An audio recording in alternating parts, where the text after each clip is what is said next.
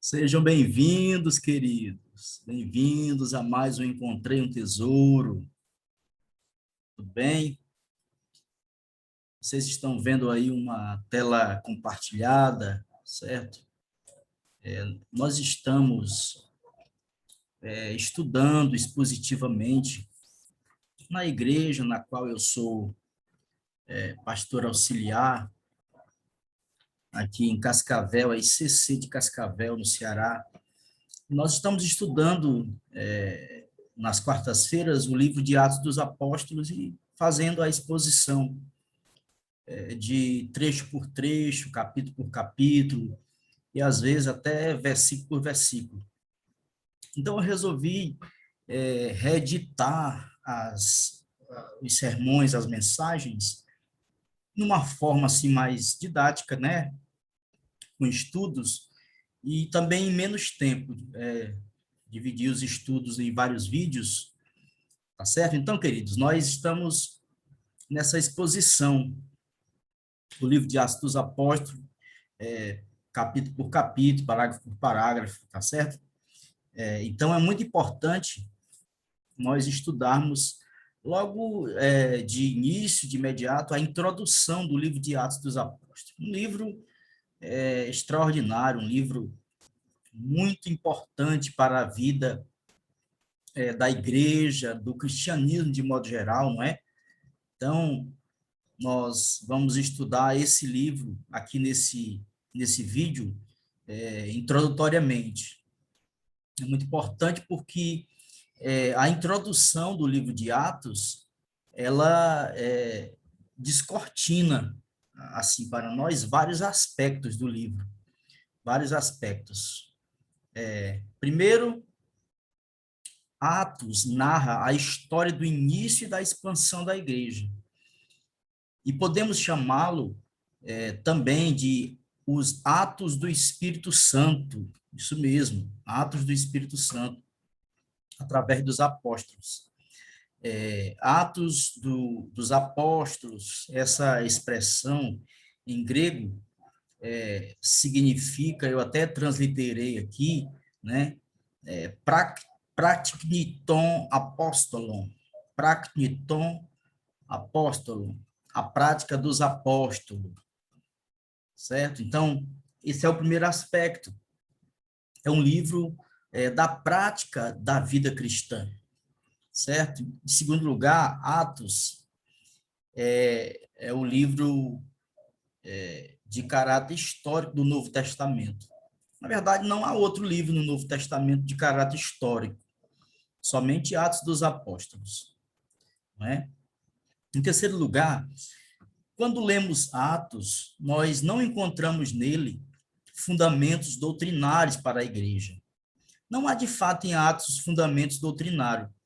Os fundamentos doutrinários para a igreja, eles estão nas cartas paulinas e também nas cartas gerais, mas principalmente nos ensinos do Senhor Jesus, nos evangelhos também, não é? Nos evangelhos. Em quarto lugar, Atos dedica dos 28 capítulos, 19 são dedicados à vida do apóstolo Paulo, desde a sua conversão, as viagens missionárias, até a sua aposentadoria em Atos 28, 30, 31. Ainda, queridos, em relação à introdução, o livro de Atos dos Apóstolos é um dos livros mais pesquisados do Novo Testamento. Você sabia disso? Nele encontra-se um documento assim de inestimável valor. Esse documento narra os primeiros 30 anos da igreja cristã. Mas, além do seu valor histórico, o livro de Atos nos mostra que aquilo que Jesus fez e ensinou, a igreja deve continuar fazendo. Atos dos Apóstolos é um livro inspirado por Deus para incentivar e encorajar a igreja. Isso mesmo, incentivar e encorajar a igreja. No sentido de ser uma igreja engajada, uma igreja atuante, engajada na proclamação do evangelho. Aqui surge, no livro de Atos, as primeiras perguntas que vou fazer para pensarmos. Nesse estudo aqui do livro de Atos, tem algumas perguntas. A primeira pergunta, eu até coloquei, né, aqui em vermelho, para chamar mais atenção, né? A pergunta é: como podemos ser, aqui, ó, como podemos ser uma igreja engajada e atuante? Como podemos ser uma igreja relevante para a cidade de Cascavel, não só para Cascavel, nossa cidade, mas para o mundo todo? É possível encontrarmos essas respostas lendo e estudando o livro de Atos dos Apóstolos. Por que essas perguntas são tão importantes? Queridos, elas são tão importantes porque tem a ver literalmente com o papel da igreja. Exatamente, com o papel da igreja. Em Atos dos Apóstolos, nós percebemos uma preocupação em descrever os cristãos, e esses cristãos estarem organizados em igreja, como igreja, para que a igreja se desenvolvesse na proclamação do evangelho do reino. Nós vemos instruções sobre como a igreja devia lidar com o pecado. Vemos as estratégias de crescimento sendo rigorosamente estabelecidas, ou seja, a igreja precisa ter uma visão estratégica, uma visão clara. Nela, precisa conter principalmente a proclamação do evangelho do reino até os confins da terra. Mas, claro, precisa começar por Jerusalém. Eu acho mesmo que esse é um princípio importante. Importante. Começar na nossa Jerusalém, ao nosso redor ali, né?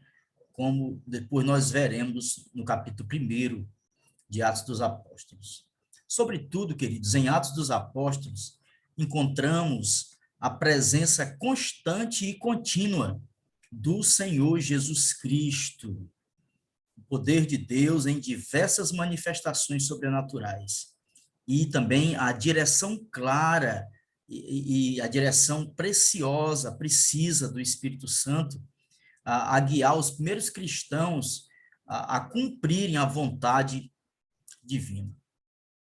Queridos, diante desse tema tão importante, tão relevante, diante da a aplicabilidade do conteúdo de Atos dos Apóstolos para os nossos dias, eu espero que você esteja motivado para conhecer mais detalhes desse importante livro neotestamentário. Nós vamos fazer vários vídeos. Esse vídeo é um vídeo introdutório. No nosso canal aqui, a moto passou aí, vai ter uma playlist e nós vamos colocar nela estudos de Atos dos Apóstolos que nós estamos desenvolvendo. Tá certo? Eu vou sempre ministrar na igreja e vou reeditar mais didático aqui para a gente postar no canal para facilitar a compreensão de todos vocês, de quem acompanha aqui o nosso canal, certo? Em respeito a vocês. Primeiro, em relação ao contexto de Atos dos Apóstolos. É aceito pela maioria dos críticos que o livro de Atos dos Apóstolos não é uma unidade isolada. Ele é uma continuação do terceiro evangelho. Quando estudamos os 2 primeiros versículos do primeiro capítulo de Atos, certo? Constatamos que o sumário desenvolvido ali concorda exatamente com o conteúdo do terceiro evangelho, o evangelho de Lucas. E a partir dali, a história prossegue e vai prosseguindo. Assim, não há dúvida de que o evangelho de Lucas e o livro de Atos dos Apóstolos são 2 volumes de uma obra que descreve o que Jesus fez e o que Jesus ensinou. Quando da sua vida terrena e a continuidade da sua obra através da recém-organizada igreja. Algumas evidências internas do livro confirmam tal posição, pois em ambos os livros, tanto em Lucas como em Atos, encontramos A, uma dedicatória a Teófilo, B, vocábulos extremamente parecidos, C, ênfase semelhante em doentes, mulheres e demais marginalizados, D, destaque na obra e no papel do Espírito Santo, e uso frequente de termos médicos. Claro, Lucas era doutor, era médico, não é? Em relação à autoria de Atos dos Apóstolos, conforme a tradição, só Lucas preenche várias características do autor de Atos dos Apóstolos. Então, a utilização de um grego excelente, isso estava muito explícito, está muito explícito no livro de Atos, certo? Indica-nos que o seu autor, por esse grego excelente, ele era culto. Sim, e Lucas era médico, não é? Médico não pode ser inculto, não é verdade? B, uma visão gentia de certos acontecimentos e descrições indica-nos que esse autor era provavelmente grego, educado na própria língua grega. C, a descrição médica de algumas doenças indica-nos que esse autor, com muita certeza, era um médico. Assim, diante de todas essas evidências, podemos aceitar a autoria de Lucas como autor do livro de Atos dos Apóstolos. Terceiro, em relação às peculiaridades do autor de Atos dos Apóstolos, diz-nos a tradição primitiva que Lucas era natural de Antioquia da Síria e ficou solteiro, morrendo já avançado em idade por volta de cerca de 84 anos. Ele tinha uns 84 anos quando faleceu. Como muitos têm sugerido, Lucas, depois da sua conversão, possivelmente teria sido chamado para atender a Paulo em suas debilidades. Esses textos confirmam o que nós estamos dizendo aqui, certo? Esses textos aqui. Eu grifei aqui, foi legal. Vou tirar o grifo aqui, né?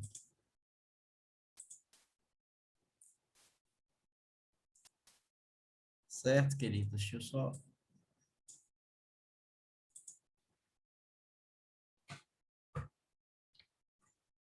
Durante as viagens missionárias, surgindo daí a grande amizade que os uniu, certo? Possivelmente, depois de ter atendido, juntamente com Paulo, a visão macedônica, Atos 16, 10, tornou-se o responsável pelo desenvolvimento da igreja de Filipos, pastoreando-a provavelmente por 6 anos, voltando à companhia mais tarde o apóstolo e suas viagens missionárias, permanecendo com ele em Roma durante os 2 anos de seu aprisionamento no período o qual traduziu essas obras. Quarto, em relação ao propósito e ao tema de Atos dos Apóstolos.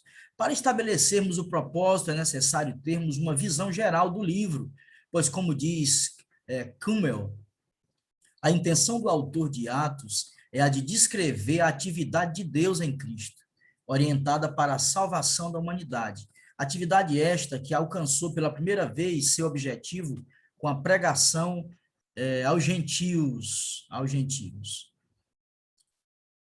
Muitos têm afirmado também que o tema era o crescimento da igreja e particularmente a transição do judaísmo para o cristianismo gentílico. Escrevendo e dedicando seu segundo volume a Teófilo, podemos perceber que Lucas teve o propósito de relatar o início e a expansão da igreja de Jerusalém até Roma. Lucas iniciou com o cristianismo entre os judeus e terminou o livro demonstrando como o cristianismo alcançou os gentios. Lucas, através desse segundo volume de sua obra, faz a ligação entre os evangelhos e a igreja. Atos é a ponte que une os evangelhos e as cartas, tornando-as compreensíveis dentro do seu contexto, dos seus contextos. Com a motivação de mostrar a continuidade da ação de Jesus Cristo, através do Espírito Santo, agindo na igreja, especificamente nos apóstolos, não é sem razão que muitos têm entendido que o tema do livro é Atos do Espírito Santo, através dos apóstolos. Atos do Espírito Santo, isso mesmo. Em sexto lugar, em relação ao esboço do livro de Atos dos Apóstolos, com o propósito de mostrar o avanço do evangelho, o esboço desse livro pode ser visto de algumas maneiras. Vamos lá. Com base em Atos 1:8, que afirma: "Mas recebereis poder ao descer sobre vós o Espírito Santo, e sereis minhas testemunhas, tanto em Jerusalém, como em toda a Judéia e Samaria, e até os confins da terra", muitos têm visto nesse verso o esboço do livro de Atos dos Apóstolos. Esse texto, Atos 1:8, é exatamente o texto-chave do livro de Atos dos Apóstolos. Entre as diversas possibilidades, o que fica patente é que Lucas demonstra, queridos, claramente algumas etapas que aconteceram neste processo. No nosso entender, na nossa maneira de ver, estudando o livro de Atos, podemos estudar esse importante livro considerando o seguinte esboço. Olha aqui o esboço. Capítulo 1 ao 7, o Evangelho em Jerusalém. Do 8 ao 12, o Evangelho na Judéia e Samaria. Do 13 ao 21 e até o 16, o Evangelho aos gentios. O Evangelho a Roma, através da prisão de Paulo, do capítulo 21, 17 ao 28, 31. Certo? Esse é o esboço do livro de Atos. Tá certo, queridos? Então, vamos parar por aqui para o vídeo não ficar muito longo e nós faremos outro vídeo em seguida. Deus abençoe.